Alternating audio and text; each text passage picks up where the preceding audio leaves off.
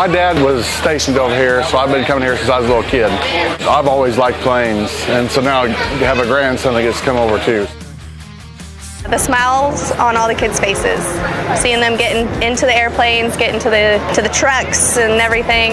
I don't know, it just really doesn't matter what age gets up in especially our 5-ton, they light up and they love it.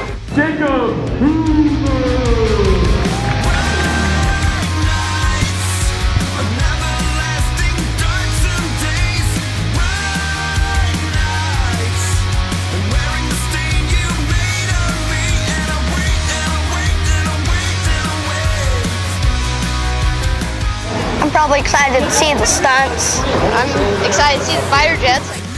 The Thunderbirds, really, I mean, they're just so exciting. And, you know, my son has liked them since he was little, and now hopefully the grandson will be the same way.